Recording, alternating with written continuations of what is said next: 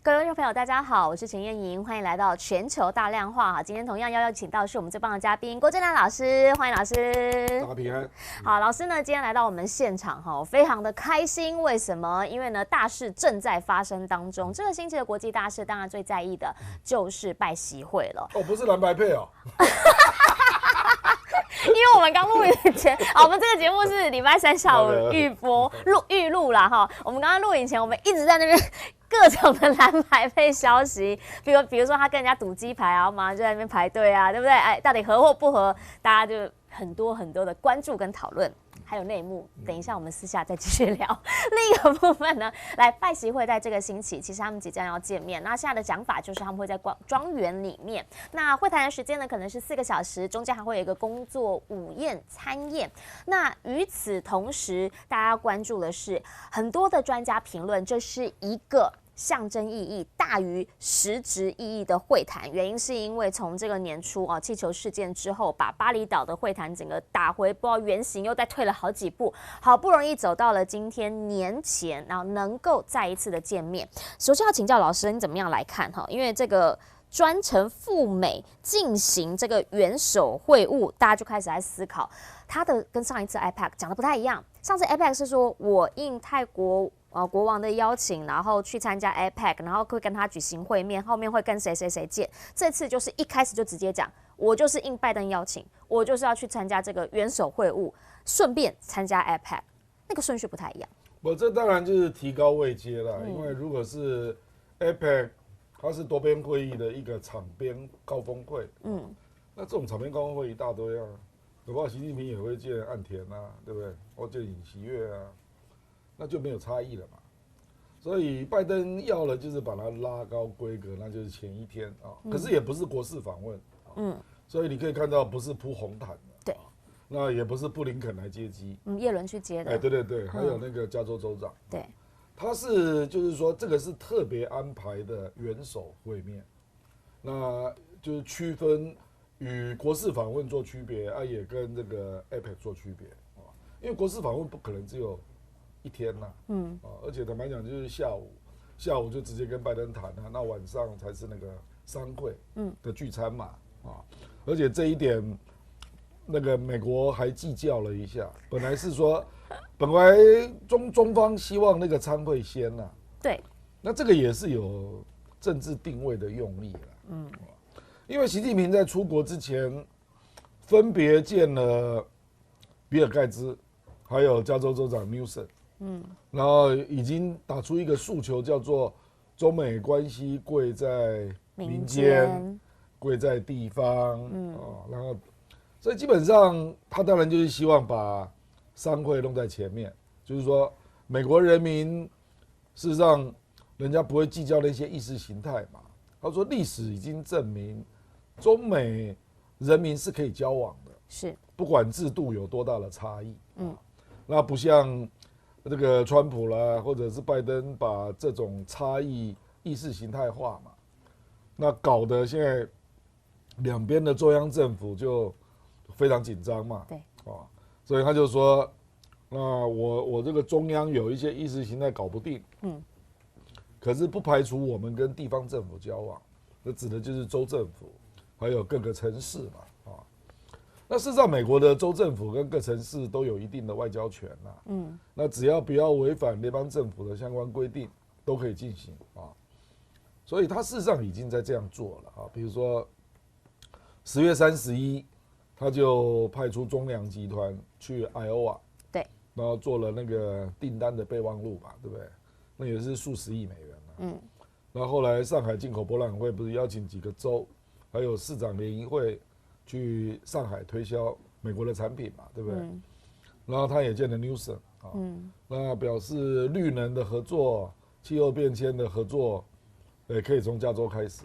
对，而气候变迁他们现在也有一个阳光之乡的声明，25点也出来了嘛。对，所以我的意思就是说，他当然也强调跟加州的过去的关系啦，尤其旧金山，旧金山有23%的人口是华裔。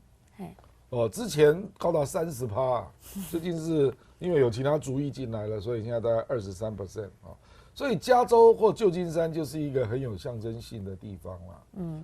所以他就在强调，那你也可以看到中国大陆内部的一些文宣的基调也在慢慢的发生改变了比如说去重新回忆二战期间中美的合作，这个《黄河绝恋》这个电影就重来了对上甘岭就暂时停播上甘岭是韩战嘛，对不对一种氛围，氛围开始，然后比如说去缅怀当年的乒乓外交啦，那促成了尼克森后来的访中等等然后他这次到美国也特别要见38年前的那个 Iowa 的老朋友就他38年前他还是地方的官员的时候，去到他家吃饭，然后据说也有一起相处，好像是4-5天的时间。对，事实上他本来也有排要在旧金山一些地方走走啦，可是那个维安问题我不知道怎么处理，比如说他要去唐人街，唐人街那个路那么窄，我就不知道他怎么弄，而且上上下下。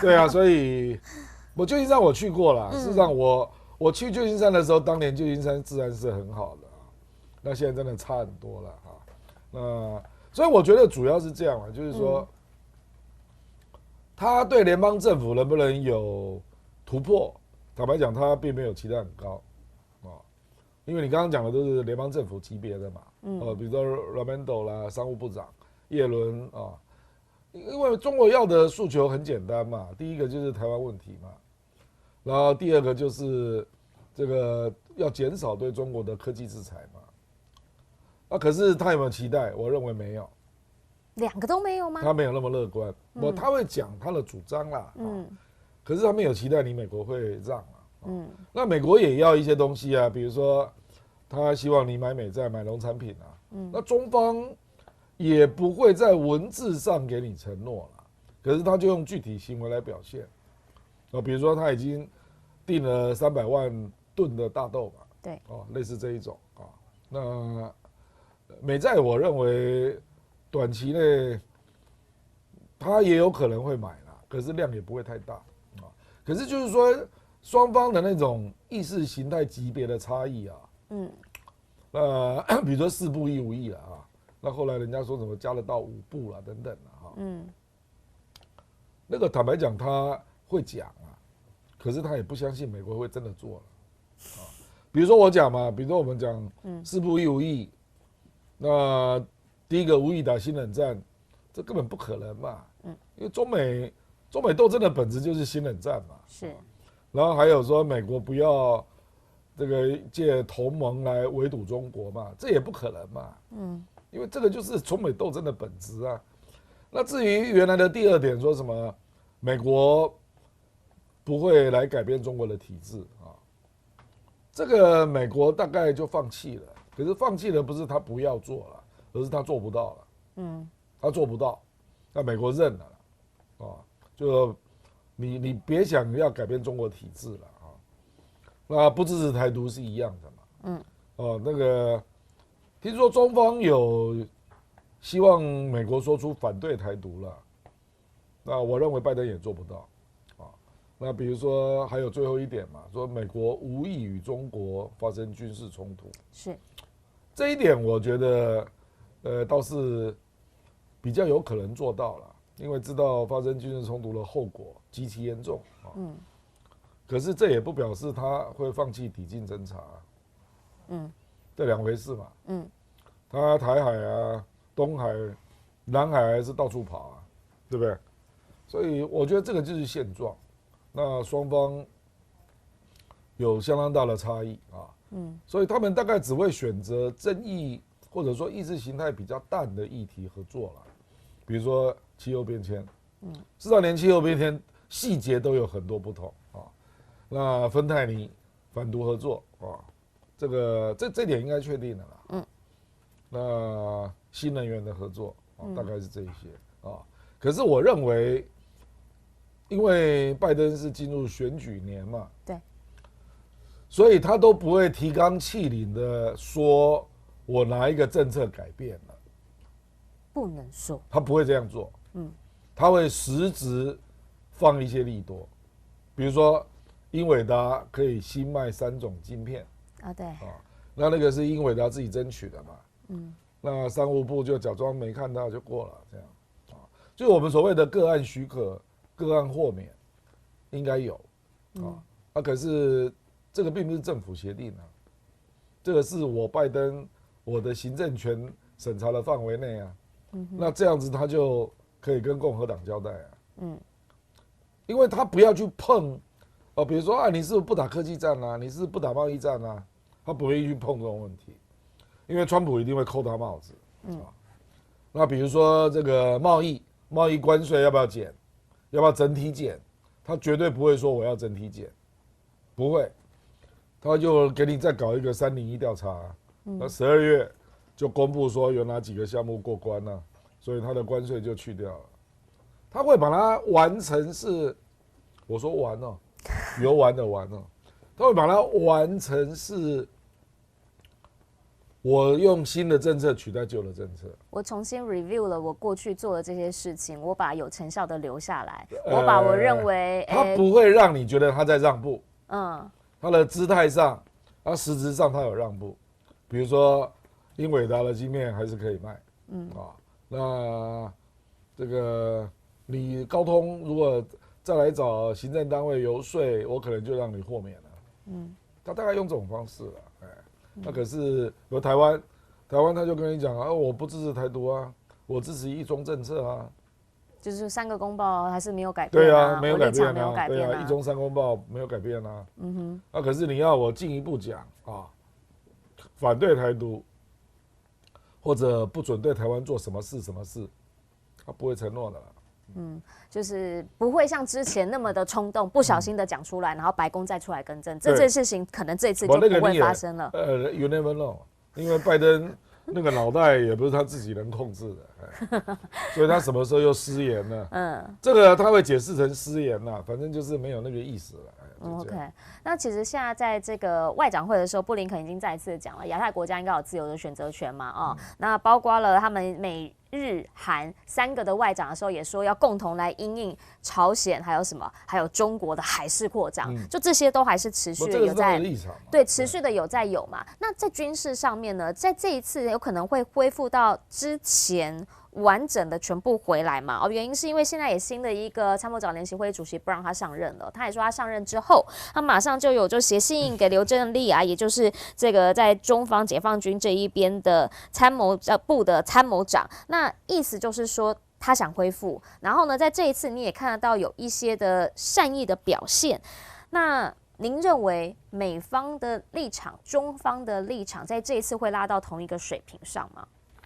我就这个礼拜6吧，那个东南亚防长会议，中共军委副主席张又侠会碰到奥斯汀，奥斯汀也会去嘛，那我估计2个人会有比较友善的互动，因为上次就有点好像在闪的样子，那这个就是一个象征符号了。那至于未来你说参谋长对参谋长这个会慢慢来啦。刘振立搞不好会接防长，不知道因为中国大陆防长还没有任命嘛。那刘振立如果是参谋长对参谋长，这当然有可能啊。可是参谋长跟参谋长碰的机会比较低了，也比较低，就一次把他拉到底的这个机会比较少一点。不是，他们比较不会在国际会议上碰到了，因为一般去的都是防长嘛。防长，事实上，连军委副主席张又侠平常美国防长是见不到的啦。对，对不对？因为去年他就曾经要求过嘛，说他希望能够见军委的副主席嘛，那中国就拒绝嘛。中国说你防长对防长就好了嘛，对不对？所以我认为这个还是会慢慢来啦。它实际上有一些有恢复了比如说10月下旬那个北京香山论坛，美国就有派人去啊，是对不对？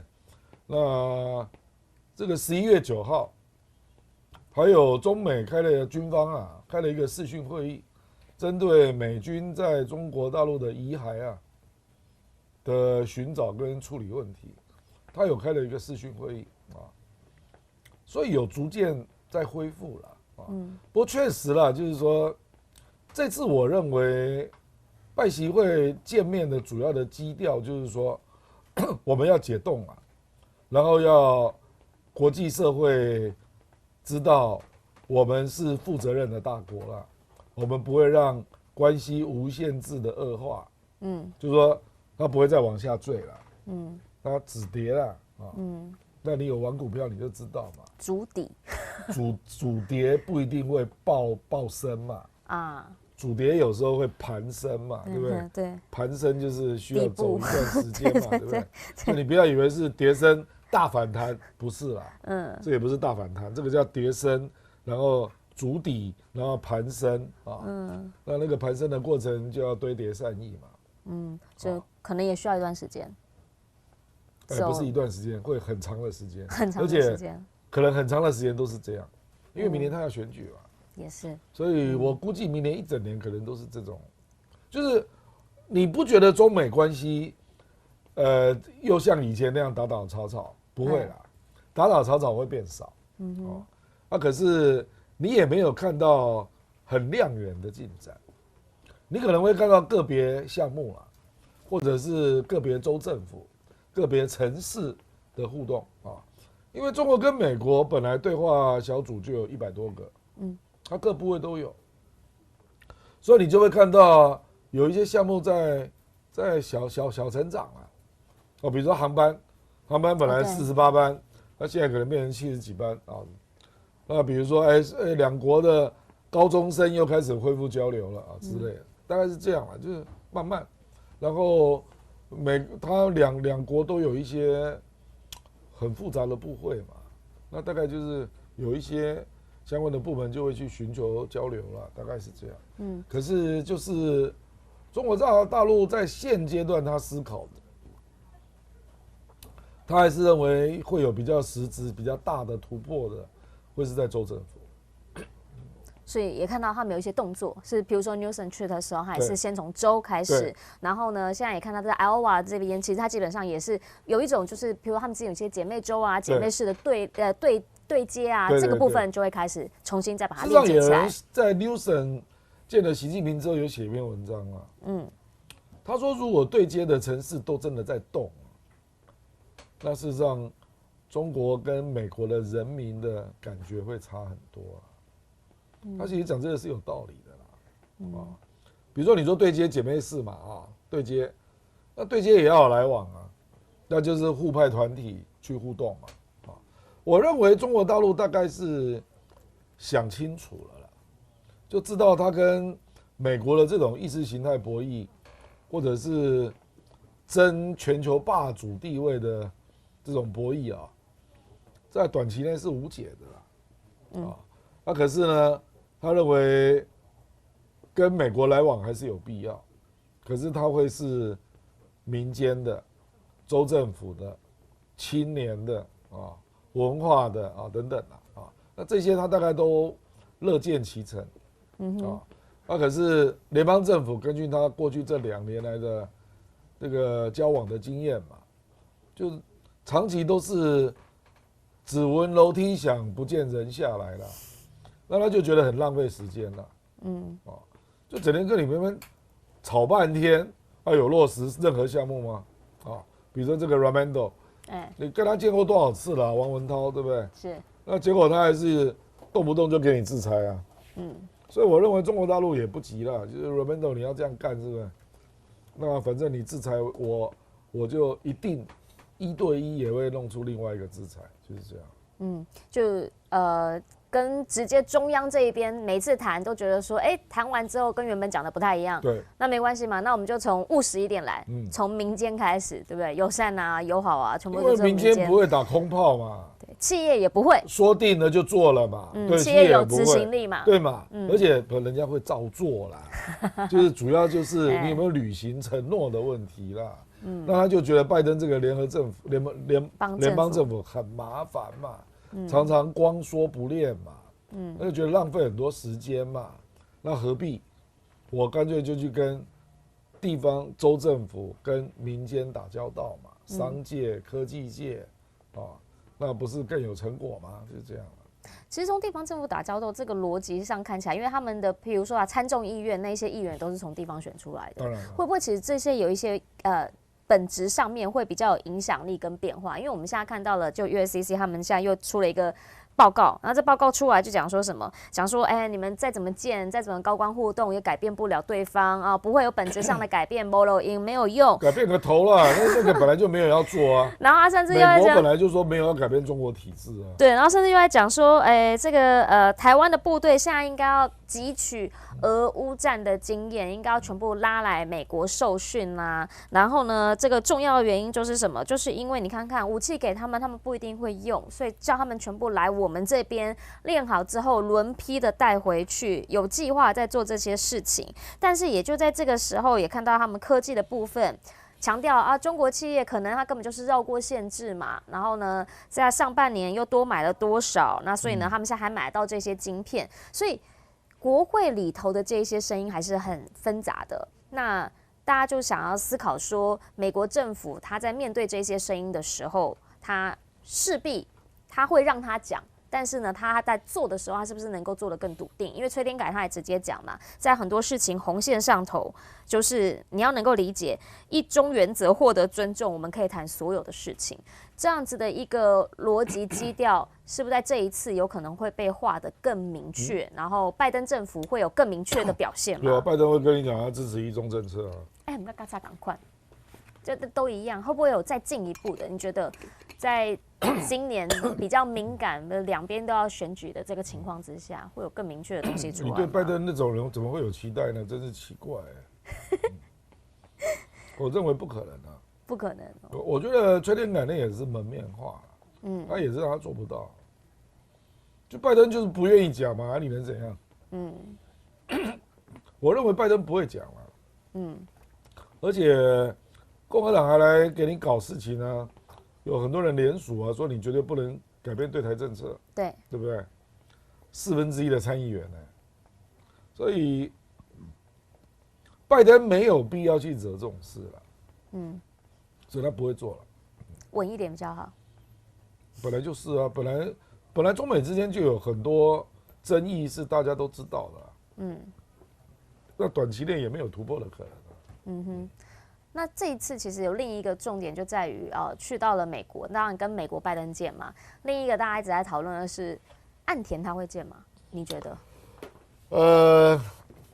现在还看不出来哦，因为岸田光是这个核污水还卡住嘛，然后最近又给菲律宾5艘巡逻艇，所以坦白讲，对中国是很不友善的，那你跟他见面能干嘛？所以我觉得，除非中国大陆有想说他回去之后啊，那12月要在亚洲做什么事啊？比如说，是不是要跟韩国一起来酝酿中日韩会议啊？那也超好久了。可是我认为来不及了，12月来不及。那所以，因为最近这个以巴冲突就够你去忙了啦。所以你不会觉得日本跟韩国这个议题重要，因为又不是发生韩战，对不对？很紧张啊。那美日韩摆明了他们就是站一队的嘛。对。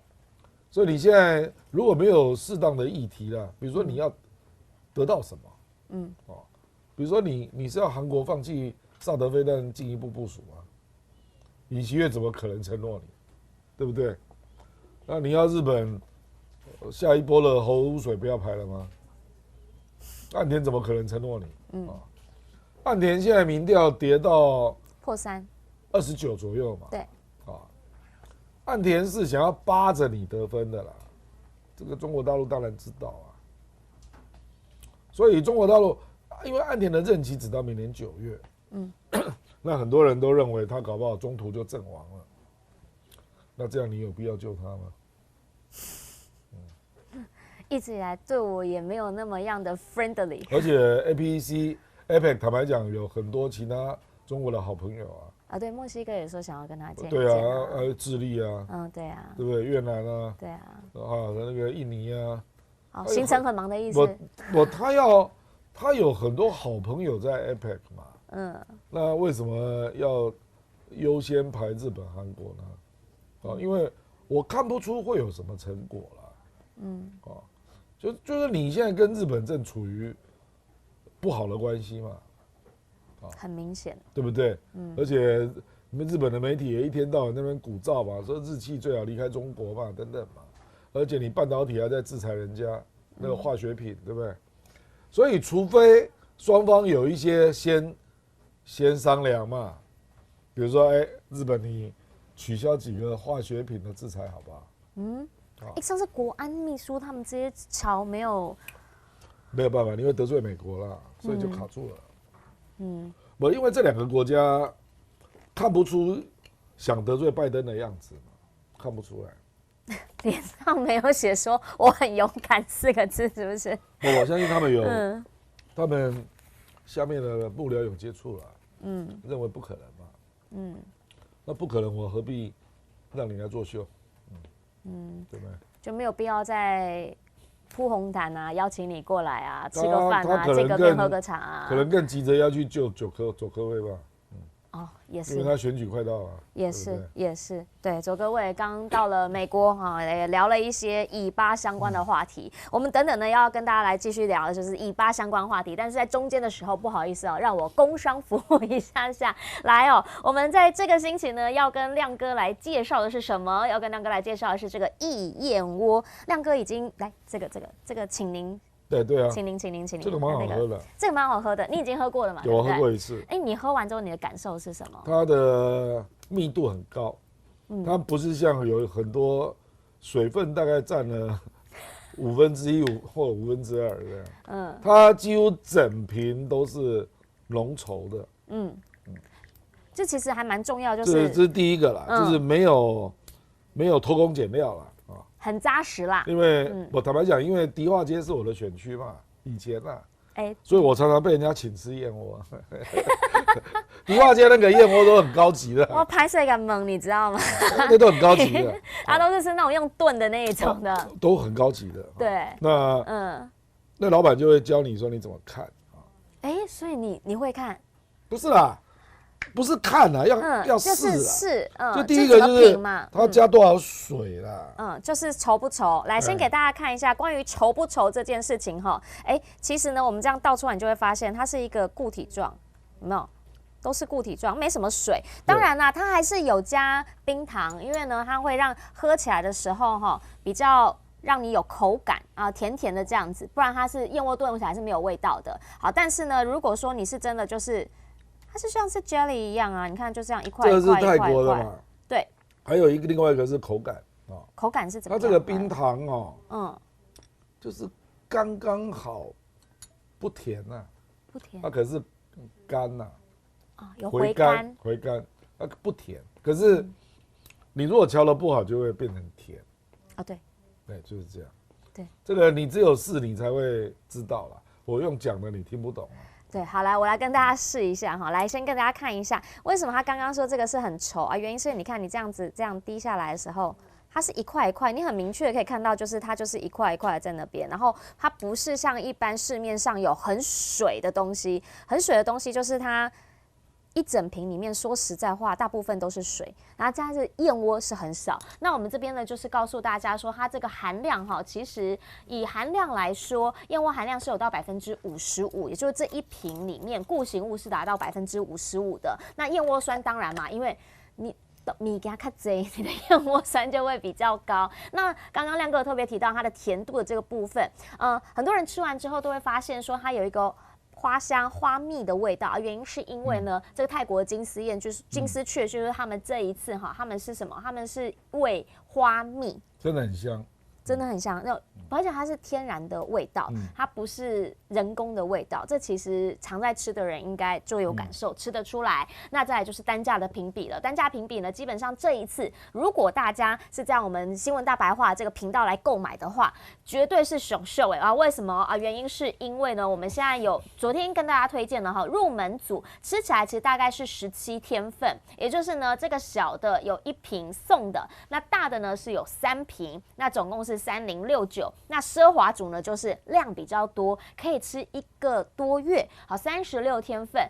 6大3小，这样呢是6000出头。那如果说啦哈，有些朋友就想说，我可以先喝喝看吗？我不知道花蜜是什么味道，我不知道那个花蜜我喜不喜欢。欢迎大家呢来试试看我们的9小瓶的自用组。那原则上它是怎么算的？跟大家讲，就是这样子，1小瓶45ml，它是抓说大概就是1天的分量，这样呢是不到2000块钱，所以欢迎大家呢可以来试试看。同时点我们新闻大白话下面关于的那个地方会有连结，从那边点进去之后会有折扣码啊。记得如果说你要订2、3组的话，请分开订，因为折扣码一笔只能够用1次，所以呢分2、3次折扣码，每一笔都可以来消费折抵。好，欢迎大家有需要的朋友可以来选购一下。公家锅我改一点加几吹，都已经吃完了。那你要不要继续？竟然还要倒在碗里面？不是，我要给大家看啊，因为它这个真的是。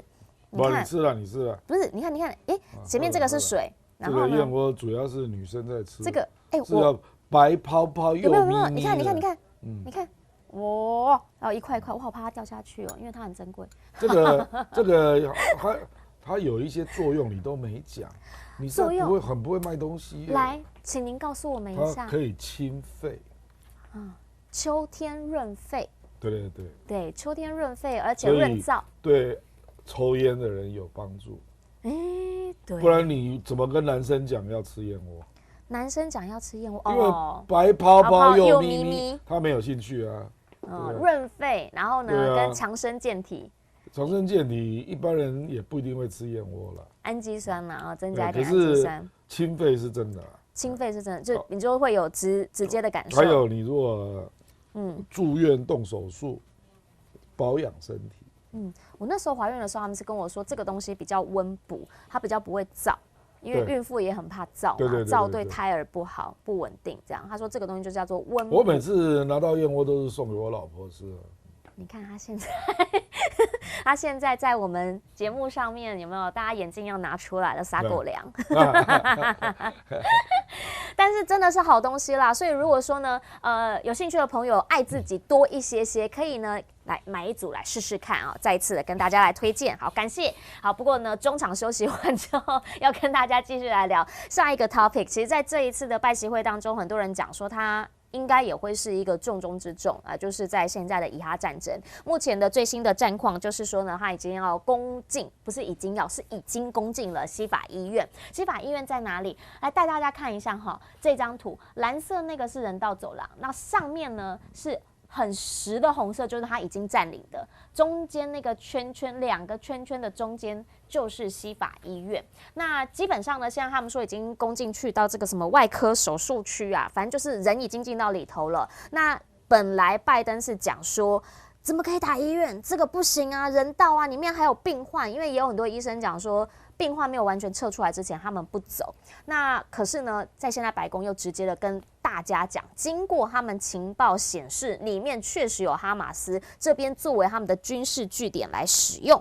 但是同一时间，拜登又告诉大家，一直以来他有在帮忙协调解救人质，要人质的家属们说，等一等，我们来了，请坚持下去，因为说这2天可能就会有结果。请教一下老师，怎么样来看？因为哈马斯提出一个就是70名人质换5天停火嘛，那以色列本来是反对的啦，对啊，因为他认为哈马斯会趁停火整顿自己或跑掉嘛，啊，那其实以色列这个观点从纯军事的角度是对的啦，啊，就是一鼓作气再而衰三而竭嘛，啊，那你如果5天停火，那因为这附近的地道你不熟嘛，对，所以人家会做怎样的整补逃窜你不知道啊。可是以色列因为坦白讲人质到底多少没有人知道了，有人说是240啊。那因为以色列的家属已经在特拉维夫大规模的群众示威嘛，是，所以纳坦雅胡也感受到压力啊。那第二个就是美国认为你这个战争已经失去目的了啦，因为基本上我们可以说哈马斯已经基本上被打败了啊，应该算是，只是说你还没有办法消灭它，因为你可以从几个指标来看，这个哈马斯有一个领导小组有20个人，对，那已经死了12个，那当然还有一些你没抓到了，没有错啊。然后第二个就是你已经打进加萨了，对，你也占领了加萨议会啊，那到底怎样叫做结束啊？现在加萨政府也没有人在运作啦，所以接下来是不是要成立政府啦？那通常我们说一个战争打到原来的政府不见了，议会也被攻下来了，那而且首脑也死了超过一半，这个战争应该要进入收尾阶段了吧？对，而且基本上地道，据以色列自己说，他大概埋掉了130几个入口，所以就这个角度讲，这个战争已经进入收尾阶段了，那就变成说你自己去定义怎样叫结束了。那目前他就是认为他不能结束嘛，所以呢，因为拜登是跟他讲说你这个打得差不多了哈，那要请巴勒斯坦自治政府过来接掌那个政府嘛，以色列反对，以色列说他要军管，就是以色列要自己成立军政府，可是这里就会有一个明显违反国际法的问题了，因为你等于是占领，是，然后接下来又给人家成立政府，对，那这个不是你的地方，那这个美国是反对，那就更不要讲别的国家了啦，所有的国家都站在以色列的对立面那还有第二点，第二点是更麻烦的，就是你在战争到一个段落之后，那请问流离失所的人可不可以回来故乡？什么时候可以回来？什么时候完全的让他们安心的回来？当然啦，当然你都给他炸掉了啦。那可是你成立政府，当然就是要建立新的秩序，然后要建设嘛，重建家园。当然是啊。那原来住在这里的人可不可以回来？我认为以色列反对了。他认为这都是哈马斯的鱼子鱼这个，或者我认为他根本就是要清空啊。那还有第三个，事实上也在酝酿中。以色列国会已经有那个就是纳坦雅胡那个政党已经有人提案了，说要废掉2003年那个法律的限制，不准以色列人移民加萨，他要废掉。那就是他们要全部住进去的意思喽。就是要允许屯垦，因为目前屯垦区只有约旦河西岸，那他就说，那你加萨北加萨要恢复秩序之后，那以色列人可不可以来这里屯垦啊？我跟你讲，这个法案还没过了，可是我跟你讲，已经引起极大的争议，因为我不是跟你讲过吗？以色列每次打仗就是领土扩张，对啊，所以不管是你这个驻军不撤走，成立政府等于是你的傀儡政府，或者是允许以色列人来这里屯垦，这每一个行为都是违反国际法的，每一个行为都是实质扩张。是啊，所以你说现在怎么办？那这些美国都反对哦，可是因为还没有浮上台面，所以我就跟你讲说是美国跟以色列的矛盾已经在闷烧了啦。事实上，只要稍微研究过这个问题的，就知道这个矛盾已经在闷烧，即将浮上台面。那还有一点对以色列是一个很大的潜在的威胁啦。就是你打北加沙这个过程，因为太残酷对，太不守人道规则，结果导致约旦河西岸的暴力冲突迅速增加。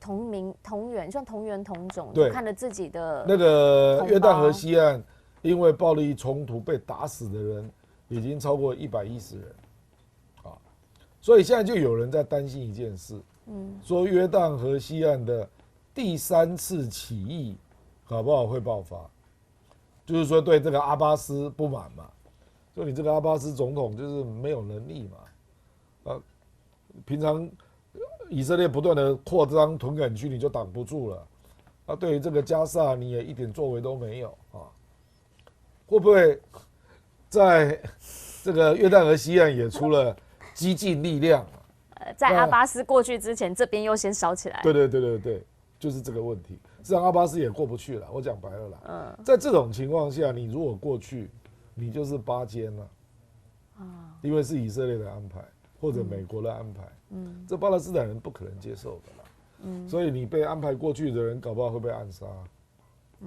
对不对？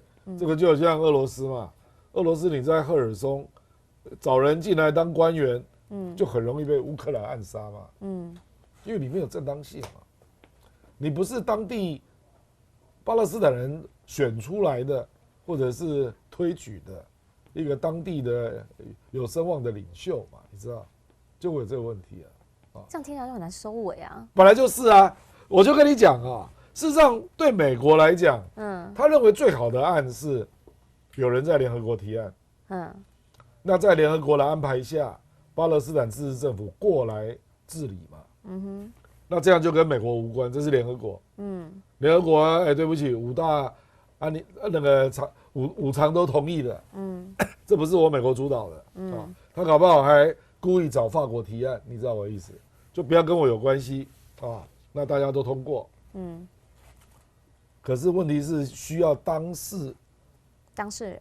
国同意，以色列反对，以色列反对联合国介入，也反对交给巴勒斯坦。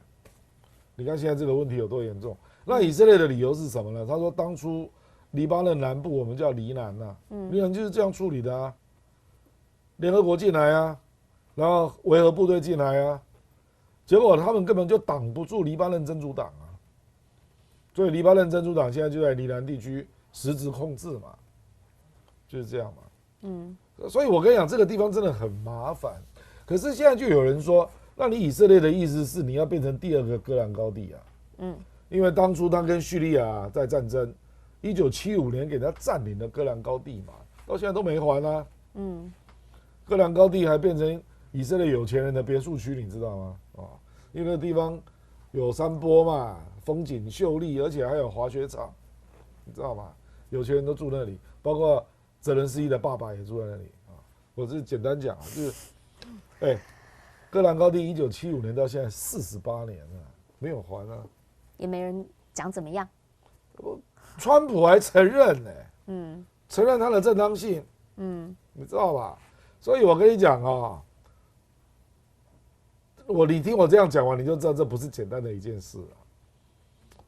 如果拜登没有处理好，他声望就再继续跌，那你就引起阿拉伯国家跟穆斯林国家的仇恨，就觉得你看你又纵容他占领了人家的地方，再一次，然后把人家赶走，以前不就这样吗？戈兰高地也被人家赶走啊，就这样啊。但其实现在的一个状态是，对啦，确实，因为战争已经到了尾声哦，包括他们自己的人其实都出来讲，应该在几个礼拜就可以完全的把这件事情解决 close 掉。只是 close 掉之后，那到底会怎么样？那纳尼亚胡他接受这个美国媒体的专访的时候，他直接的讲了，他就说，怎么可以就是直接停下来呢？这不行，这下一个就会是美国，下一个就是你们西方哦。你看看，你们不好好来挺我们，让我们直接把战争再打到底，把他们完全的根除，你们自己也会有危险。但是问题来了，就是刚刚这样子听下来，那拜登他不能够有再强悍一点点的作为吗？毕竟他自己内部也烧起来啦。对不起啊，你美国要强悍哈，第一个你要让以色列撤军嘛。对啊，他可以啊，他可以啊。好，那撤军然后政府怎么组？美国不可能去帮你组嘛。对。所以他就是叫阿巴斯过来嘛。对。你来就出事嘛。不够强。因为当年巴勒斯坦真正自治政府就法塔赫了，就是被哈马斯赶出去的，这历史大家都知道嘛。所以你撑不住嘛。你没有一个国际授权的过程。没有维和部队的进驻，我不认为他撑得住了，守不住，守不住啦。然后到时候以色列军队被迫离开，对不对？然后就没笑你说，我早就跟你讲了吧，你守不住了。那也是会是另一个问题。当然是问题，就变成另外一个黎南啊。黎南现在就是这样啊。对，黎南实际上是真主党在控制啊，现在也持续可是形式上政府不是啊。那边有维和部队啊。就是这样啊，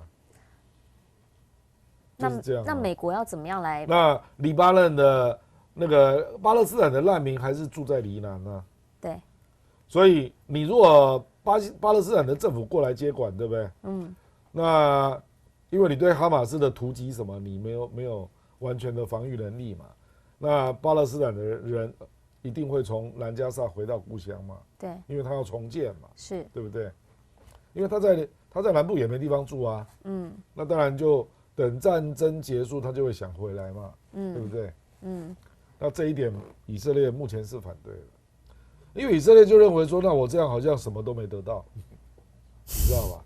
就说我只是杀了你的人，那杀了部分的哈马斯啊，我还是一样危险的，因为他要什么？他要北加沙变成缓冲区啦，他的构想就是这样。因为他离南那边真主他也有点辛苦，对，整天在那边跟你打来打去，对，然后这一边他也要弄一个缓冲区，那我就只要守南北的那个交界那里就可以了，而且要把它这线索又变小了。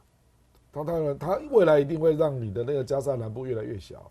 不过我是说，就北加沙来讲，他一样用 ABC 区来管理啦，因为约旦河西岸就是这样嘛，有一些是以色列屯垦区的啊。那他们就是完整的公民啊，不受限制啊。那你如果是 C 区的，那就是这个地方治安很坏，我就要建一些关卡啦，有随时有军队驻守了这样。那这个我跟你保证，国际社会不能接受。当然啊，对，现在打成这样，谁能接受这种？是啊，战后方案，连美国也不敢接受了。美国知道他这样接受，他就完蛋了。国内压力之大，不止。他会得罪所有穆斯林国家，那未来他就不要搞了啦，不只是中东啊，我跟你讲，他这个，因为这个浮上台面之后，已经是国际哗然嘛，对，你去想一想马来西亚跟印尼对你的态度，佐科威这一次讲话就不太客气，就都来了嘛，对，不客气，佐科威现在讲话是这个事情还没浮上台面呢，只是战争的过程，他觉得美国纵容以色列杀人嘛，对，那可是等这个事情浮上台面。这个叫解决方案啊，所以这个是更严重啊。你打完了，竟然让解决方案是让以色列占领，这个穆斯林国家怎么受得了？所以我跟你讲，搞不好以色列成立军管政府那一天，恐攻就开始了。那在那一天，你觉得会不会现在 get 点点的这些 get 点点就是不太说话这些中东国家，即便那个伊斯兰，我认为会开会也没有什么事情啊。事实上他有提石油禁运哈，那3个国家反对嘛。对啊，就沙特、阿联酋跟巴林嘛，那就没搞头啊。不，对，就是因为这个阶段还没来，等这个阶段一来，成立军管政府，我跟你讲，你再提出石油禁运，搞不好就会过。你知道我的意思？因为冲突都是逐级而上的啦。那每一个临界点就是要做选择的时候，那就越搞越高嘛。比如说要不要集体跟以色列断交，这也是一种选择啊。那或者是集体召回大使，所以你要不要作为一个集体来做决策啦？那当然就集体的经济制裁。我认为这种东西到时候就会出现了，因为你这个就是太过分了嘛。战争已经结束了，那我认为这个大概在2个礼拜就浮上台面了。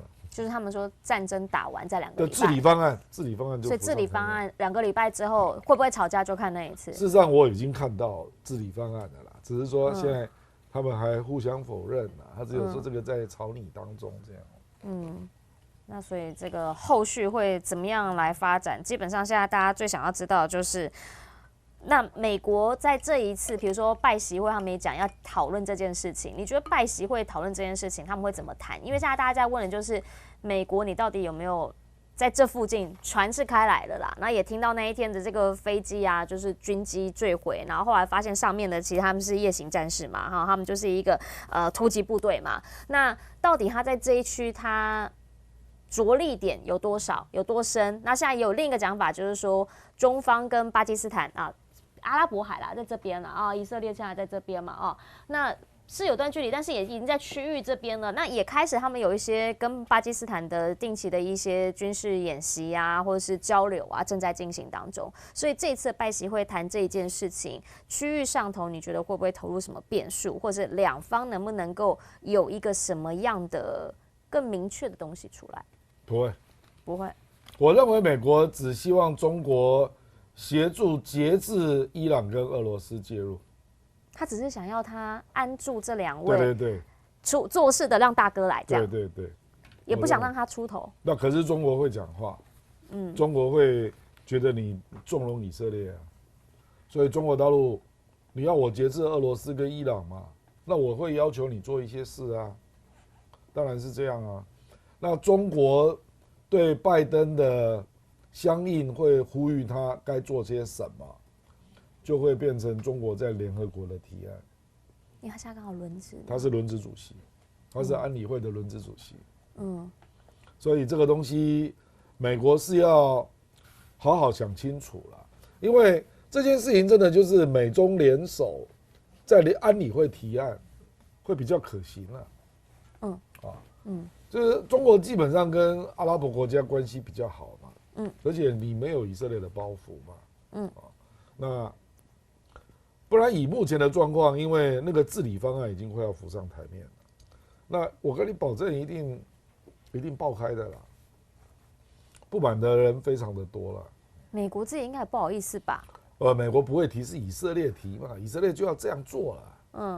以色列，我跟你讲啊，他到时候就是我们可以说现在进入他所谓的第2阶段了，就消灭哈马斯到了一定程度，他自认为已经结束了。那现在叫做消灭零星抵抗势力嘛，是。好，现在进入这个阶段，那接下来就要成立安全的政府嘛，他自己讲的嘛，对不对？那所谓安全，那当然就是人质的问题也要顺便解决啊。那可是这个政府的性质就会出现，比如说是由谁来主导，搞不好是以色列军方就直接任命政府首脑啊，完全不演。以色列不就是这样吗？有一个希伯来文那个字你应该知道，叫 Chubas，Chubas 就是面对众人的反对，我厚颜无耻的提出我的想法。我认为这是对的事情，我就是应该要把它直接的讲出来，这样。没有人敢讲嘛，现在变成都是局外人在讲话嘛。比如说阿拉伯，巴勒斯坦是你的兄弟啊，那你在那边主张说不准域外国家运武器弹药进来，你为什么不点名美国啊？他不敢啊，他不想伤及他自己，对他自己会有影响。他也觉得说，我有点到，但是我不要。你就知道这个地方政治的太奥妙直接，就是里面有很多国家是怕美国的啦，还是怕啦。你国力，你连以色列都搞不定，你美国你搞得定？美国在整个阿拉伯地区啊，驻军是7万人呢，你不要以为他没有部队啊，对，他只是从伊拉克撤走而已啊，他还在很多地方啊，什么沙特阿拉伯啦、卡达啦，他都有驻军啊。卡达是全阿拉伯半岛最大的基地，对啊，所以而且他各种先进武器这里都有啊。所以有些人是不敢得罪老大啊，因为以后搞不好你有什么军事上的问题啊，那谁能救你啊？那在这个时候，他们不会想要，因为中方刚好现在是轮值主席，不会想要请托中方这位大哥哥来帮忙吗？对不起啊，那叫远亲，好不好？中国在阿拉伯半岛没有基地啊，拜托。这个就是住在你家的大哥啊，而且他手上是有武器的啊，他各种军备都进来了。所以他们还是基本上是进美国3分啦。那现在就在看美国的态度嘛，就这样。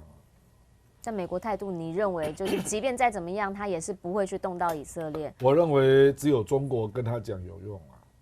你说中国跟美国讲有用？说你不能够让以色列成立军政府啦。你这样会引起公愤啊。这种话阿拉伯国家讲没有用啊。美国又不怕你，根本不甩你啊。你奈我何啊？对不对？我一艘2亥2动力潜艇、核动力潜艇放在你家门口，你就全部都瘫啊，谁敢动啊？对不对？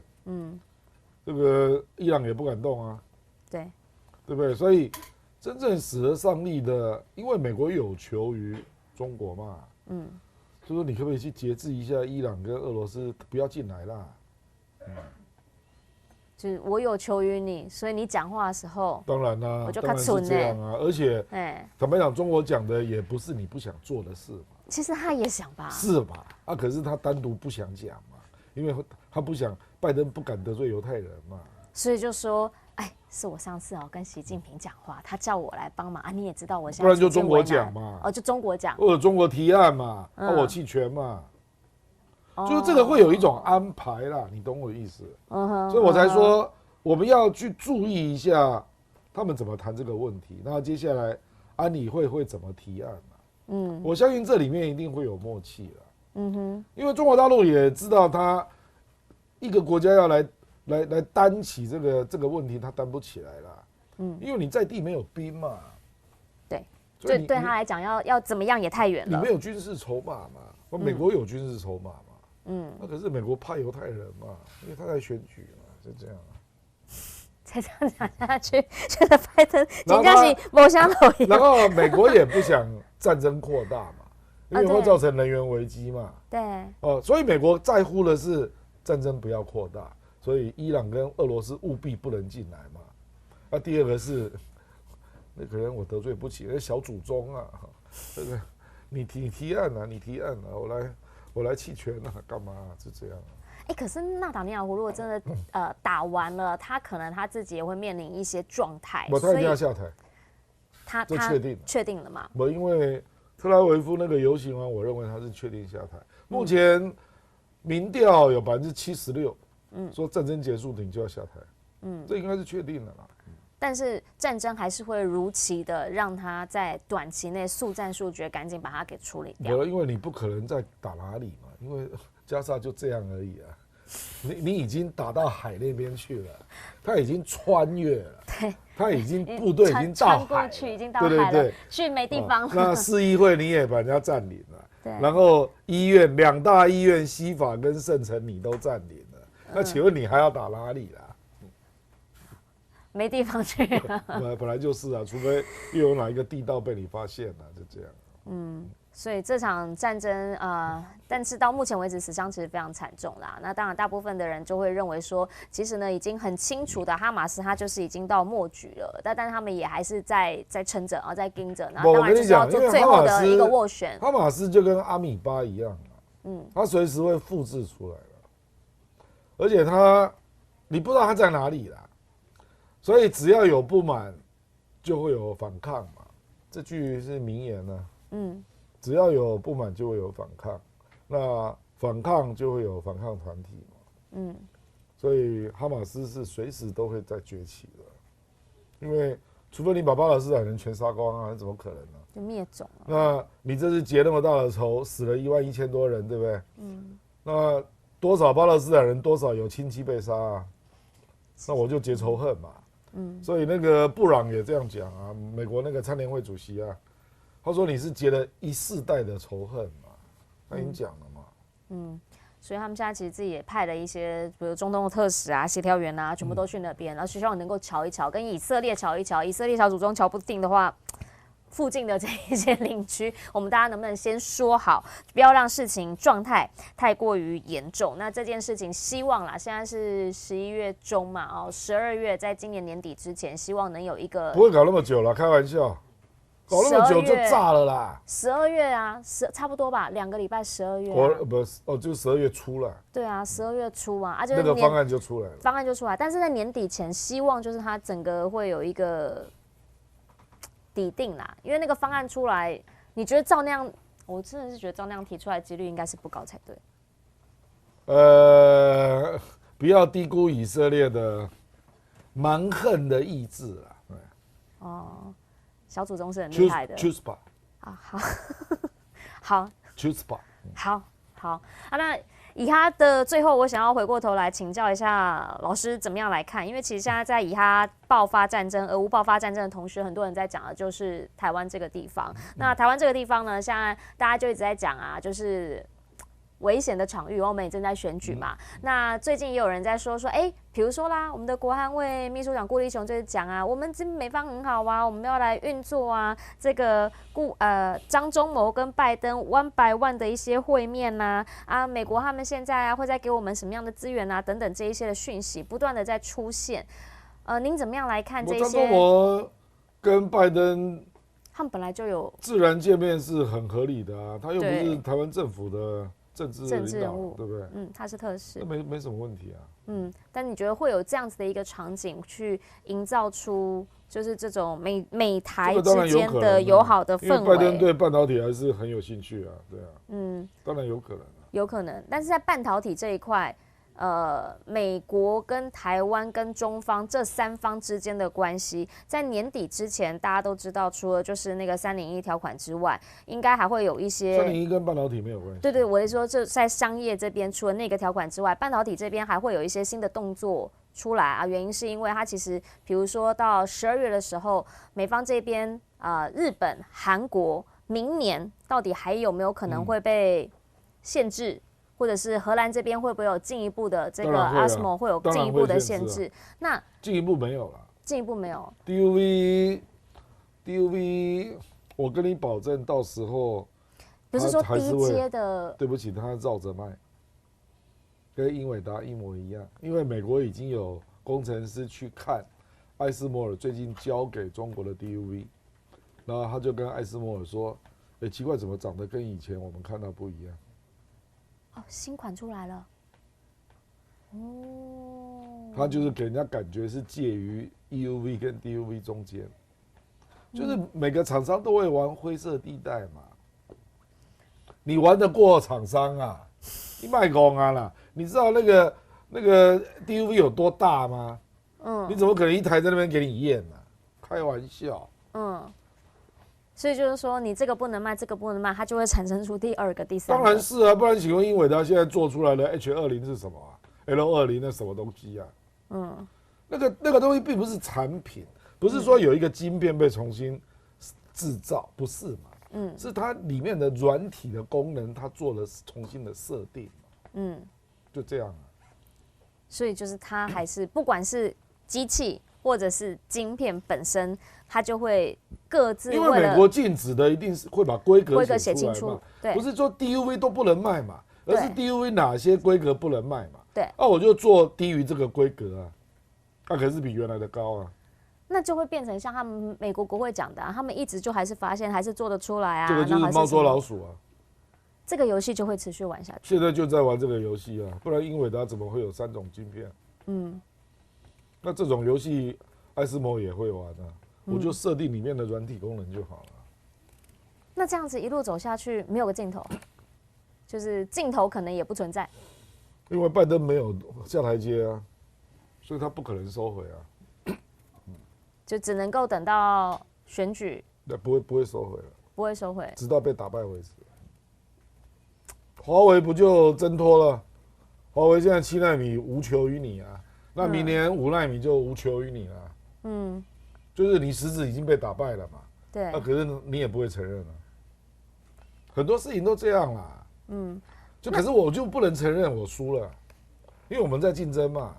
那有一个讲法是这样说，这个拜习会在这一次的这个会面，大家会认为说，它根本就是等同于，他也认同了上一次的这个贸易战根本就是没效。没有，他也没有认啊。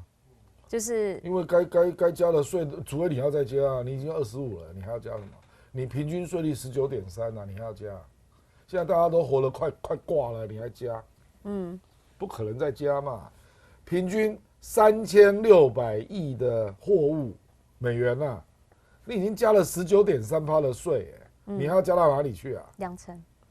你再加川普那时候扬言要加到45嘛，这不可能的事嘛。那现在加已经证明你自己中下阶层辛苦嘛？对。那中国被你激发出潜能啊，现在跟141个国家最大贸易伙伴啊，那你美国跟中国的贸易变成第3啊，这不是你自己造成的，然后中国现在占美国的整个进口的贸易啊，大概只剩下13%，对，就是这样嘛。所以你再去加嘛，不然我再减好不好？不要卖你了，不要卖你了。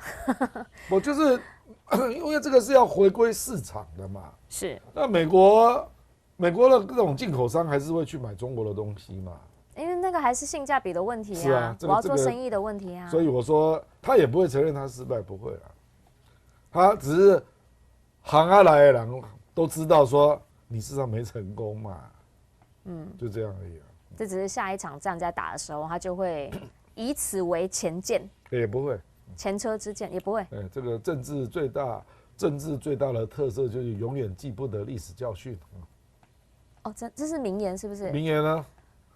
永远记不得历史的教训，就是所以就会周而你学历史最大的启示就是大家都学不会历史教训，这样。